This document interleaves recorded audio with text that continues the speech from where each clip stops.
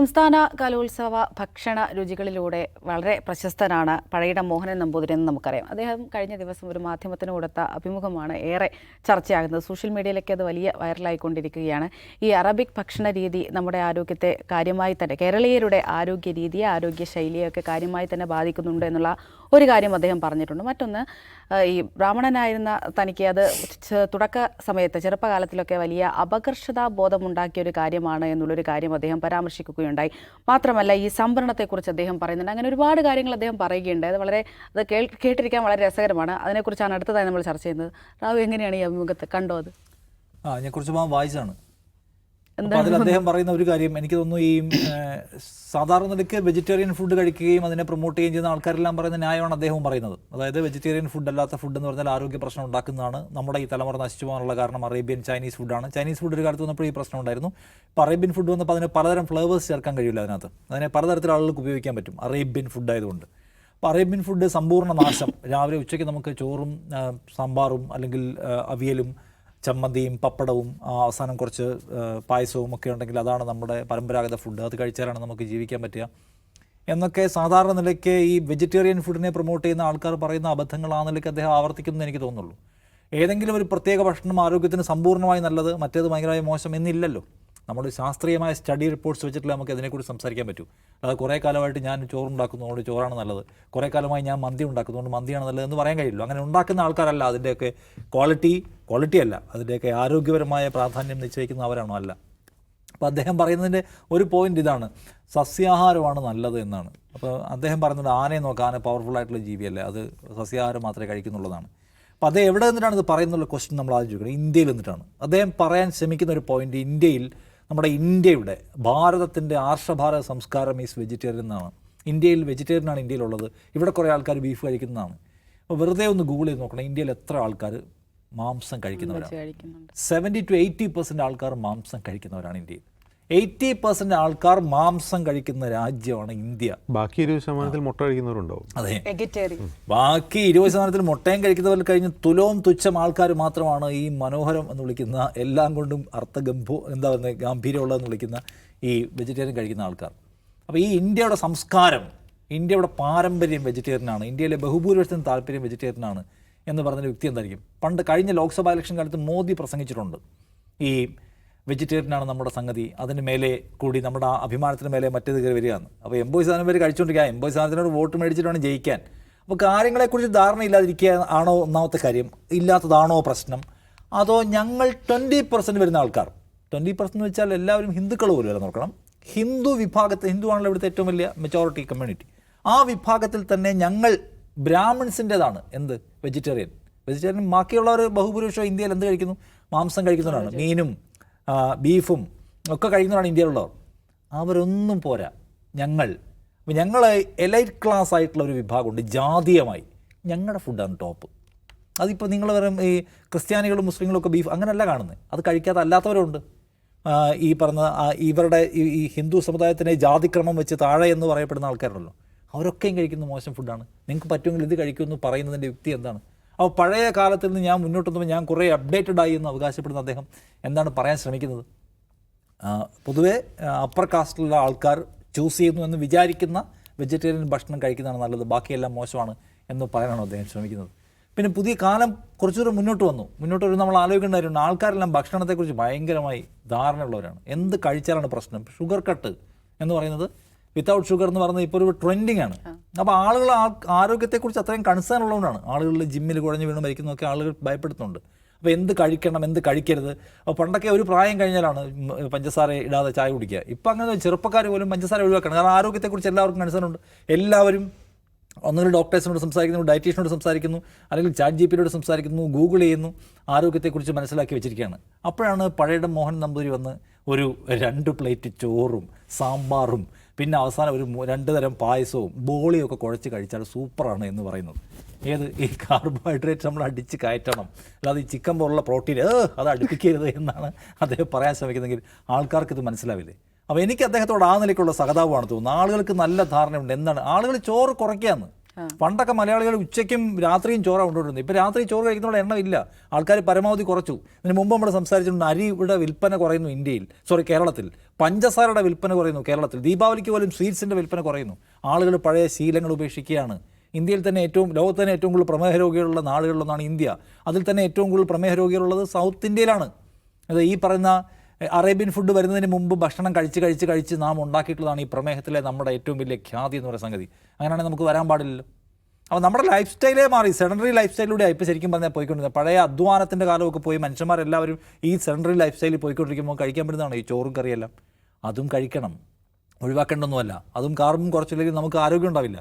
പക്ഷെ അതുമാത്രമാണ് മനോഹരം എന്ന് വിളിക്കുന്നത് ഒരുതരം ജാതീയമായ മേൽക്കോയ്മവാദമാണ്. കാരണം ഇന്ത്യയിൽ ബഹുഭൂരിപക്ഷം മനുഷ്യരും മീറ്റ് കഴിക്കുന്നവരാണ്, മത്സ്യം കഴിക്കുന്നവരാണ്, എഗ്ഗ് കഴിക്കുന്നവരാണ്. ആ യാഥാർത്ഥ്യം മനസ്സിലാക്കിയിട്ട് വേണം ഇന്ത്യയുടെ പാരമ്പര്യത്തെക്കുറിച്ച്, ഇന്ത്യയിൽ ബഹുഭൂരിപക്ഷം ആൾക്കാർ സംസാരിക്കുന്നതിനെക്കുറിച്ചൊക്കെ വർത്തമാനം പറയണമെന്നാണ് എനിക്ക് തോന്നുന്നത്. മറ്റേത് അദ്ദേഹം പ്രിയദർശൻ്റെ സിനിമ ഒരുപാട് കണ്ടിട്ടുണ്ടാവുമെന്ന് ഞാൻ വിചാരിക്കുന്നു. ഈ സംവരണത്തിൻ്റെ പ്രശ്നങ്ങൾ, പണ്ടും എനിക്ക് ഈ പ്രശ്നം ഉണ്ടായിരുന്നു, സംവരണം കിട്ടുന്ന സമുദായത്തിലേക്ക് മാറിയാൽ കൊള്ളാമെന്നുണ്ടായിരുന്നു. ഇപ്പോൾ നമ്മുടെ നാട്ടിൽ ആകപ്പാടെ കാര്യങ്ങളൊക്കെ മാറിയില്ലേ, ഇനിയും വേണോ ഈ സംവരണം എന്ന് ചോദിക്കുകയാണ്. ഇതേ പ്രശ്നമുണ്ട് അദ്ദേഹത്തിന്. അതായത് ഈ വെജിറ്റേറിയൻ ഫുഡ് കഴിക്കുന്നത് നല്ലതാണ് എന്നുള്ളത് പണ്ട് മുതലേ പറഞ്ഞു കേൾക്കുന്ന ഒരു വാചകം പോലെ ഇപ്പോൾ കാര്യങ്ങളെല്ലാം മാറി. ഏത് കാര്യമാണ് മാറിയത് ഇവിടെ? അപ്പോൾ ഇവിടെ ദളിത് സമുദായത്തിൽപ്പെട്ട ആളുകൾക്കും അല്ലെങ്കിൽ ബാക്ക്വേർഡ് കമ്മ്യൂണിറ്റിയിൽപ്പെട്ട ആൾക്കാരെല്ലാം എല്ലായിടത്തും തുല്യം വന്നോ? ജോലി സ്ഥലങ്ങളിലും വിദ്യാഭ്യാസ മേഖലയിലും പട്ടാളത്തിലും എല്ലാ വിഭാഗം ആളുകൾക്കും അവരവരുടെ സ്ട്രെങ്തിനനുസരിച്ചുള്ള റെപ്രസെൻറ്റേഷൻ കിട്ടിയോ? ഏത് ഡാറ്റ വെച്ചിട്ടാണ് കാര്യങ്ങളെല്ലാം മാറിയെന്ന് പറയുന്നത്?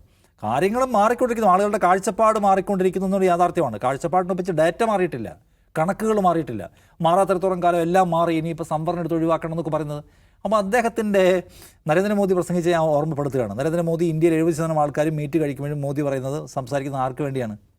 അപ്പർ ക്ലാസ്സിന് വേണ്ടിയാണ്, മീറ്റ് കഴിക്കാത്ത മനുഷ്യന്മാർക്ക് വേണ്ടിയാണ്.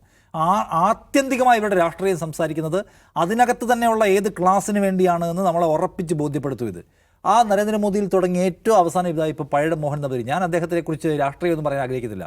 പക്ഷേ ഇന്ത്യയിൽ 70 മുതൽ 80% ആൾക്കാർ കഴിക്കുന്ന മീറ്റിനെ തള്ളിപ്പറയാൻ ഒരു പഴയ മോഹൻ നമ്പൂതിരി വരേണ്ടതില്ല. അത് കാരണം 80% ആൾക്കാർ കഴിക്കുന്നതാണ്. അതിനെ തള്ളിപ്പറഞ്ഞ് ഞങ്ങൾ കുറച്ച് പേര് കഴിക്കുന്ന മാത്രം ഉദാത്തമായ ഭക്ഷണം എന്നുള്ള സർട്ടിഫിക്കേഷൻ ഒന്നും ആരും തരേണ്ടതില്ല. എത്ര കലോത്സവത്തിന് ഫുഡ് ഉണ്ടാക്കിയ ആളായാലും അദ്ദേഹം നന്നായി ഫുഡ് ഉണ്ടാക്കി, ഞാനും കഴിച്ചിട്ടുണ്ട്. അതുകൊണ്ട് അതൊക്കെ. പക്ഷേ ഇതിനെ മറ്റേത് കുഴപ്പമാണ്, ഇതാണ് നല്ലതെന്ന് സർട്ടിഫിക്കേഷൻ വേണ്ട. നമ്മളും പത്രം വായിക്കുന്നുണ്ട് എന്ന് അദ്ദേഹം മനസ്സിലാക്കിയിരിക്കുക. പിന്നെ ഈ സംവരണത്തിനായിട്ടുള്ള കരച്ചിൽ അത് എത്രയോ കാലമായി ഒരു പ്രത്യേക കേന്ദ്രത്തിൽ നിന്ന് കേട്ടുകൊണ്ടിരിക്കുന്നതാണ്. കരച്ചിൽ തുടരുക എന്നുള്ളതല്ല, നിലവിൽ ഇപ്പോൾ വേറെ നിവൃത്തിയൊന്നുമില്ല എന്ന് തോന്നുന്നു. ജിംസിൻ്റെ അഭിപ്രായം എന്താ? ഞാൻ ആ ഇൻ്റർവ്യൂ വായിക്കില്ല, ഫുള്ളിരുന്ന് കേട്ടു. അപ്പോൾ എനിക്ക് അതിൽ തോന്നിയൊരു കാര്യം, നമ്മൾ ഒരു വ്യക്തി ഇൻ്റർവ്യൂ ചെയ്യുകയാണ്. ആ വ്യക്തിയുടെ എക്സ്പെർട്ട് മേഖല ഏതാണ്? അദ്ദേഹം ഒരു പാചകക്കാരനാണ്, കുക്കാണ്. അപ്പോൾ നമ്മൾ ചോദിക്കുന്ന ചോദ്യങ്ങൾ ഏതാണ്? യഥാർത്ഥത്തിൽ കുക്കിങ്ങുമായി ബന്ധപ്പെട്ട അദ്ദേഹത്തിൻ്റെ അനുഭവങ്ങൾ, നമ്മുടെ ഭക്ഷണ രീതി. അപ്പോൾ അദ്ദേഹത്തിൻ്റെ മറുപടിയിൽ നിന്ന് ശാസ്ത്രീയമല്ലാത്തൊരു കാര്യം വരുവാണെങ്കിൽ തീർച്ചയായിട്ടും അഭിമുഖം ചെയ്യുന്നവർ അത് തിരുത്തണം. അപ്പോൾ അദ്ദേഹം പറയുന്നൊരു കാര്യം, മനുഷ്യൻ്റെ ശരീരഘടന തന്നെ വെജിറ്റേറിയൻ കഴിക്കാൻ പാകത്തിനുള്ളതാണ്. നമ്മുടെ ചെറുകുടലിൻ്റെ നീളം സസ്യഭുക്കുകളായ ജീവികളുടേതുപോലെ വലിയ ചെറുകുടലാണ് എന്നാണ് പറയുന്നത്. അപ്പോൾ അതുകൊണ്ട് മനുഷ്യൻ എന്ത് ചെയ്യണം? സസ്യാഹാരിയാണ് മനുഷ്യൻ. മാംസം നമ്മുടെ ശരീരപ്രകൃതിക്ക് യോജിച്ചതല്ല എന്നാണ് അദ്ദേഹം പറഞ്ഞൊരു കാര്യം. അത് തെറ്റാണ്. ഒന്ന്, മനുഷ്യൻ്റെ ഡൈജസ്റ്റീവ് സിസ്റ്റം ഒരു ഓംനിവോറസിന് വേണ്ടിയുള്ള ഡൈജസ്റ്റീവ് സിസ്റ്റമാണ്. കാരണം മാംസബുക്കുകളുടേതുപോലുള്ള ഡൈജസ്റ്റീവ് എൻസൈംസാണ് നമ്മുടെ കുടലിലുള്ളത്. നമ്മുടെ ഡൈജസ്റ്റീവ് എൻസൈംസിൻ്റെ അസിഡിറ്റി pH വാല്യൂ വളരെ കുറവാണ്, അസിഡിക്കാണ്. എന്തിനാണ്? ഈ പ്രോട്ടീൻ കണ്ടൻറ്റുള്ള ഭക്ഷണം ദഹിപ്പിക്കാൻ പാകത്തിനുള്ള ഡൈജസ്റ്റീവ് സിസ്റ്റമാണ്. ഇതറിയാത്ത ആളാണ് അദ്ദേഹം. അപ്പോൾ അതറിയാവുന്ന എതിരേൽക്കുന്ന ആളുകൾ പറഞ്ഞു കൊടുക്കണം, അങ്ങനെയല്ലല്ലോ എന്ന് തിരുത്തണം. ഇത് അദ്ദേഹം പറയുന്നത് ശരിവയ്ക്കുകയാണ് അഭിമുഖത്തിൽ അവർ ചെയ്യുന്നത്. മിണ്ടാതെ അത് ആ കമൻ്റ് അങ്ങോട്ട് ശരിയാണ് എന്ന് പറഞ്ഞ് വിടുകയാണ് ചെയ്യുന്നത്. അതൊരു പ്രശ്നമാണ്. കാരണം വെച്ചാൽ അത് അവർക്ക് അറിയാത്ത കാര്യമായിരിക്കാം, ചിലപ്പോൾ അവർക്ക് തെറ്റിദ്ധാരണയായിരിക്കാം. അത് അറിയാവുന്നവർ തിരുത്തി കൊടുക്കണ്ടേ? അത് തെറ്റായ അശാസ്ത്രീയമായ ഒരു കാര്യം ഒരാൾ പറയുമ്പോൾ അത് ശരിയാണെന്ന് പറഞ്ഞാൽ ഇൻ്റർവ്യൂവിൽ അദ്ദേഹം പറഞ്ഞതാണെന്ന് പറഞ്ഞാൽ അച്ചടിച്ച് വിടുക, അത് സംപ്രേഷണം ചെയ്യാന്ന് പറഞ്ഞാൽ ആളുകൾ തെറ്റി, മിസ്ഇൻഫർമേഷനാണ് അത്. അതാണ് എനിക്ക് തോന്നിയിട്ടുള്ളൊരു കാര്യം. മറ്റൊന്ന് അദ്ദേഹം പറയുന്നൊരു കാര്യം, ഭക്ഷണശീലത്തിലെ ഭക്ഷണ സംസ്കാരത്തിൽ കാലാവസ്ഥ പ്രധാനമാണെന്നുള്ളതാണ്. അത് അദ്ദേഹത്തിൻ്റെ അഭിപ്രായമാണത്. അദ്ദേഹം പറയുന്നത് വെച്ചാൽ ഇപ്പോൾ അറബിക് ഫുഡ് അദ്ദേഹം ഭക്ഷണത്തെ എതിർക്കുന്നില്ല കേട്ടോ, അത് കഴിക്കുന്നവർ കഴിച്ചോട്ടെ എന്നാണ് അദ്ദേഹത്തിൻ്റെ അഭിപ്രായം. ഞാൻ കലോത്സവത്തിൽ അത് ചെയ്യില്ല എന്ന് പറയുന്നത് വളരെ ലോജിസ്റ്റിക്കൽ പ്രശ്നങ്ങളുള്ളതുകൊണ്ടാണ്. ഈ മാംസഭക്ഷണം സ്റ്റോർ ചെയ്യാൻ ബുദ്ധിമുട്ടുള്ളതുകൊണ്ടാണ് താൻ ചെയ്യാത്തതെന്നാണ് അദ്ദേഹം പറയുന്നത്. അല്ലാണ്ട് അദ്ദേഹം മാംസഭക്ഷണത്തെ എതിർക്കുന്നില്ല, കഴിക്കുന്നവർ കഴിച്ചോട്ടെ, ഓരോരുത്തരുടെ റൈറ്റാണെന്നാണ് അദ്ദേഹം പറയുന്നത്. പക്ഷേ അദ്ദേഹം പറയുന്ന അശാസ്ത്രീയമായ മറ്റൊരു കാര്യം ഇതാണ്, അത് കാലാവസ്ഥയും ഭക്ഷണക്രമവും തീർച്ചയായിട്ടും കാലാവസ്ഥ ഭക്ഷണത്തെയും വസ്ത്രത്തെയും സ്വാധീനിക്കും. ഇപ്പോൾ ചൂട് കൂടുതലുള്ള സ്ഥലത്ത് ആളുകൾ അതിനനുസരിച്ചുള്ള വസ്ത്രം ധരിച്ച് ആ വസ്ത്രധാരണശീലം അങ്ങനെ രൂപപ്പെടും. ഇപ്പോൾ ഇന്ത്യയുടെ വസ്ത്രധാരണശീലം എങ്ങനെയാവാൻ കാരണം നമ്മൾ ചൂട് കൂടുതലുള്ള സ്ഥലത്ത് ആയതുകൊണ്ടാണ്. ഭക്ഷണം അങ്ങനെ തന്നെയാണ്. ചൂട് കൂടുതലുള്ള സ്ഥലത്ത് നമ്മൾ എന്ത് ചെയ്യും, നമ്മുടെ ബോഡി കൂൾ ചെയ്യാനുള്ള ഭക്ഷണം നമ്മൾ കൂടുതൽ കഴിക്കുക. തൈര് കഴിക്കും, ലിക്വിഡ് ധാരാളമുള്ള ഭക്ഷണം കഴിക്കും, ദഹിക്കാൻ എളുപ്പമുള്ള സാധനങ്ങൾ കഴിക്കും എന്ന് കരുതി ചൂട് കൂടുതലുള്ള സ്ഥലത്ത് ആളുകൾ മാംസം കഴിക്കില്ലേ? ഉണ്ടല്ലോ. ഇപ്പോൾ GCC എന്ന് പറയുന്നത് ചൂട് കൂടുതലുള്ള സ്ഥലമാണ്, മരുഭൂമിയാണ്. അവർ കൂടുതലും പ്രോട്ടീൻ കണ്ടൻ്റാണ് കഴിക്കുന്നത്. അതെന്തുകൊണ്ടാണ്?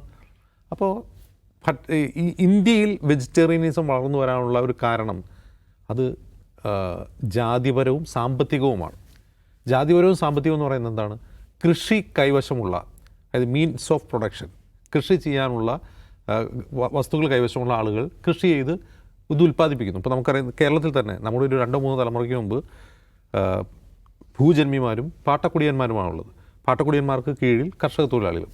ഈ പാട്ടക്കുടിയന്മാരും കർഷക തൊഴിലാളികൾക്കും ഫുഡ് കഴിക്കാനുള്ള എവിടെ നിന്ന് കിട്ടുക? അവർ തന്നെ അധ്വാനിച്ചുണ്ടാക്കുന്ന ഭക്ഷ്യവസ്തുക്കൾ അത് ജന്മിക്ക് കൊണ്ടുപോയി കാഴ്ചവെച്ചതിന് ശേഷം അവർക്ക് കിട്ടുന്ന കൂലി, അതിൽ നിന്നാണ് അവർ ഭക്ഷണം കഴിക്കുന്നത്. അപ്പോൾ അവരുടെ അവൈലബിലിറ്റി കുറവാണ്. അപ്പോൾ വെജിറ്റേറിയനിസം എന്ന് പറയുന്നത് ഉണ്ടാകുന്നത് എങ്ങനെയാണ്? ധാന്യങ്ങളോ പച്ചക്കറികളോ കിട്ടാൻ സാധ്യതയില്ലാത്ത ആളുകളാണ് എന്ത് ചെയ്യുന്നത്? ഇന്ത്യയിൽ മാംസാഹാരം കഴിച്ചുകൊണ്ടിരുന്നത്. അത് കിട്ടാൻ സാധ്യതയില്ല. ആർക്കാണ്? കീഴ്ജാതിക്കാർക്ക്. ഈ പറയുന്ന പച്ചക്കറി ഉണ്ടാക്കാനുള്ള ഭൂമിയില്ല, ധാന്യങ്ങൾ വിളയാനുള്ള ഭൂമിയില്ല. ഇതുണ്ടാക്കിയാൽ തന്നെ അത് ജന്മിക്ക് കൊണ്ടുപോയി കൊടുക്കണം. അവരിൽ നിന്നൊരു വിഹിതം കിട്ടി അത് കഴിക്കാം. അപ്പോൾ അവരെന്ത് ചെയ്യും? അവർ മൃഗങ്ങളെ വളർത്തും, അല്ലെങ്കിൽ ചത്ത മൃഗങ്ങളെ ഭക്ഷിക്കും. അതിൻ്റെ തോലുരിച്ച് അവർ ഭക്ഷിക്കും. അതുകൊണ്ടാണ് തല്ലി കൊല്ലപ്പെടുന്ന നോർത്ത് ഇന്ത്യയിൽ ഇപ്പോഴും ആളുകൾ. ചത്ത പശുവിനെ കഴിക്കേണ്ടി വരുന്നത് എന്തുകൊണ്ടാണ്? അവർക്ക് വേറെ കഴിക്കാനില്ലാത്തതുകൊണ്ടാണ്. അപ്പോൾ അവർക്ക് അവൈലബിൾ, കൃഷി അവരുമായി ബന്ധമില്ലായിരുന്നു. അപ്പോൾ അവർക്ക് അവൈലബിൾ ആയിട്ടുള്ള ഭക്ഷ്യവസ്തുക്കൾ കഴിക്കുന്നതുകൊണ്ടാണ് അവർ മാംസാഹാരികളായി മാറുന്നത്. അപ്പോൾ ഇത് എന്തുകൊണ്ടാണ് വീഗൻസ് ഉണ്ടായത്? എന്തുകൊണ്ടാണ്? അവർക്ക് കൃഷിഭൂമി ഉണ്ടായിരുന്നു. കൃഷിഭൂമിയിൽ അവർക്ക് ഈ പറയുന്ന വെജിറ്റേറിയൻ ഫുഡ് ലഭ്യമായിരുന്നു. അതുകൊണ്ട് അവരത് ശീലിച്ചു. അത് കൃഷിഭൂമിയിൽ കൃഷി ചെയ്ത് ഈ ധാന്യങ്ങളും പച്ചക്കറികളും ഉണ്ടാക്കുന്ന ആളുകൾ സമ്പന്നരായിരുന്നു. അപ്പോൾ ഞങ്ങൾക്ക് ഭൂമിയുണ്ടെന്ന് കാണിക്കുക എന്നുകൂടി ഈ വീഗനിസത്തിൻ്റെ ഭാഗമാണ്.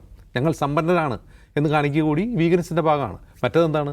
ഞങ്ങൾക്ക് ഭൂമിയില്ല, അതുകൊണ്ട് ഞങ്ങൾ മാംസം കഴിക്കുന്നു. അപ്പോൾ ഇതിൻ്റെ ചരിത്രമൊന്നും അറിയാതെ എന്തൊക്കെയോ വിളിച്ചു പറയുന്ന ഒരാളെ കൗണ്ടർ ചെയ്യേണ്ടതുണ്ട്. അഭിമുഖം ചെയ്യുന്നവർ കൗണ്ടർ ചെയ്യേണ്ടതുണ്ട്. ഇത് അങ്ങനെയല്ലല്ലോ എന്ന് അശാസ്ത്രീയമോ ചരിത്രവിരുദ്ധമായ ഒരു കാര്യം ഒരാൾ അതിൽ എക്സ്പെർട്ട് അല്ലെങ്കിൽ അയാളത് പറയുമ്പോൾ അത് കൗണ്ടർ ചെയ്യണം. അത് തിരുത്തി കൊടുക്കേണ്ടത് അഭിമുഖം ചെയ്യുന്നവരുടെ ബാധ്യതയാണെന്നാണ് എനിക്ക് തോന്നുന്നത്. മറ്റൊന്ന് നിഷ അവിടെ വിശദമായിട്ട് പറഞ്ഞു, ഈ സത്യനന്ദിക്കാട് പ്രിയദർശൻ സിനിമകളുടെ ഒരു സിൻഡ്രം. ആ സിൻഡ്രമാണ് അദ്ദേഹം അത് പറയുന്നത്. ഞാൻ BSc ഫിസിക്സ് പഠിച്ചിട്ട് എനിക്ക് ജോലി കിട്ടിയില്ല. അന്ന് BSc ഫിസിക്സ് അല്ലെങ്കിൽ MSc ഫിസിക്സ് പഠിച്ചാൽ 80കളിൽ ജോലി കിട്ടാൻ പാടാണ്. 80കളിൽ സിനിമ എടുത്ത് നോക്കുക. എല്ലാ സിനിമകളുടെയും പ്രമേയം എന്താണ്? ജോലി ഇല്ലാത്തവരുടെ വിഷമങ്ങളാണ്. അതിപ്പോൾ നമ്പൂതിരി ആയാലും ജോലി കിട്ടില്ല, കീഴ്ജാതിക്കാരനായാലും ജോലി കിട്ടില്ല. 90കളിലാണ് ആഗോളവൽക്കരണം വരികയും നമുക്ക് സാധ്യതകൾ തുറക്കുകയും ഇന്ത്യയിൽ സർവീസ് സെക്ടർ വിശാലമാവുകയും ചെയ്തു. അപ്പോഴാണ് ആൾക്ക് ജോലി കിട്ടി തുടങ്ങിയത്. എല്ലാവർക്കും സർക്കാർ ജോലി കിട്ടുക അസ്വാഭാവികമാണ്. പിന്നെ പഴയ നമ്പൂതിരി തന്നെ പറയുന്നുണ്ട്, ഞാൻ ഒരു ബുക്ക് സ്റ്റാളിൽ ജീവനക്കാരനായിട്ട് നിന്നു, പല ജോലികളും ചെയ്തു, പല സംസ്ഥാനങ്ങളും കറങ്ങി നടന്നു. എനിക്ക് ജോലി കിട്ടാതിരിക്കുക എന്നുള്ളതായിരുന്നു അദ്ദേഹത്തിൻ്റെ പ്രശ്നം എന്ന് പറഞ്ഞു. എനിക്ക് ബിസിനസ് ചെയ്യാൻ കഴിവില്ലായിരുന്നു. അദ്ദേഹത്തിൻ്റെ കഴിവില്ലായ്മ തുറന്നു പറയുന്നുണ്ട്. ബിസിനസ് ചെയ്യാനുള്ള കഴിവില്ലായിരുന്നു അദ്ദേഹത്തിന്. ഈ തൻ്റെ മെറിറ്റ് എന്താണെന്ന് സ്വയം തിരിച്ചറിയാമെന്നുള്ള നല്ല കാര്യമാണ്. BSc ഫിസിക്സ് പഠിച്ചു എന്നുള്ളതുകൊണ്ട് ഞാൻ ജോലി ചെയ്തേ ജീവിക്കൂ, വൈറ്റ് കോളർ ജോലി ചെയ്തേ ജീവിക്കൂ എന്ന് ഒരാൾ തീരുമാനിച്ചാൽ അയാൾക്ക് തിരിച്ചടിയാവും. അതിൻ്റെ കാരണം റിസർവേഷനല്ല. അദ്ദേഹം പിന്നെ മറ്റൊരു അബദ്ധം കൂടി പറയുന്നുണ്ട്, യൂണിഫോം സിവിൽ കോഡ് കൊണ്ടുവരണം. എന്തിനെതിരെ? സംവരണത്തിനെതിരെ. സംവരണം എന്താണ്, യൂണിഫോം സിവിൽ കോഡ് എന്താണെന്ന് പോലും അദ്ദേഹത്തിന് അറിയില്ല. യൂണിഫോം സിവിൽ കോഡ് എന്തിനു വേണ്ടിയുള്ളതാണ്, സംവരണം എന്തിനുള്ളതാണ്? അപ്പോൾ അദ്ദേഹം, എനിക്ക് തോന്നുന്നു അദ്ദേഹം ഒരു വാട്സപ്പ് അമ്മാവനാണ് എന്ന് തോന്നിയിട്ടുണ്ട്. വാട്സപ്പിൽ ലഭിക്കുന്ന കാര്യങ്ങളൊക്കെ വായിച്ച് അദ്ദേഹത്തിന് ആ ഒരു ലോജിക്ക് കയറി കൂടിയതാണെന്നാണ് എനിക്ക് തോന്നിയിട്ടുള്ളത്.